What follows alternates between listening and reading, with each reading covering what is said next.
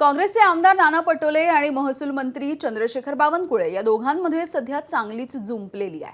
गोंदियामध्ये प्रचाराच्या दरम्यान जमिनीच्या पट्ट्यांसाठी भाजपला मत द्यावं लागेल असं महसूल मंत्री चंद्रशेखर बावनकुळे यांनी म्हटलं। यावरती काँग्रेसचे आमदार नाना पटोले यांनी तेरे बाप का राज है क्या असं म्हणत टीका केली होती। यावरती आता चंद्रशेखर बावनकुळे यांनी निशाणा साधलाय।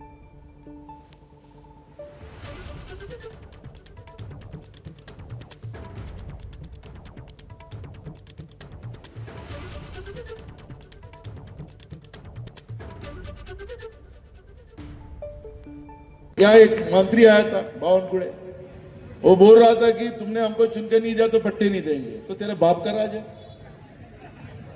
अरे मुख्यमंत्री और मंत्री भी जेल में गए, फिशिंग फिशिंग फिशिंग। ये कौन से खेत का मूल्य है? बेईमानी से चुन के यार यहाँ पे लोगों को धमकाते। हमारे गोंदिया के लोग किसी के धमकाने से डरते क्या? मैं वादा करता हूं तुमको पट्टे देने का, मैं 100% घरकुल बना के देने का वादा करता हूं आपको। और इसलिए तिवारी जी आप चिंता ना करो, आपने मेरे को लेटर लिख के दिया है, ये मेरे बचपन के दोस्त है, सब हम लोग कंचे खेले साथ में।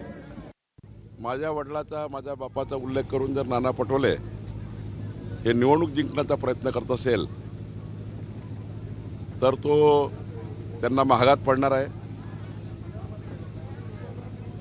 जनता धडा शिकवेल। शेवटी कुणाच्याही वडिलाचा कुणाच्याही बापाचा उल्लेख करणे योग्य नाही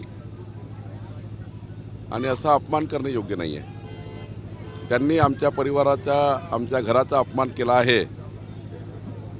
या निवडणुकीमध्ये काँग्रेस भुईसपाट होईल आणि निश्चितपणे या शब्दांनी नाना पटोलेचाही त्या ठिकाणी राजकीय घात होईल एवढंच सांगतो।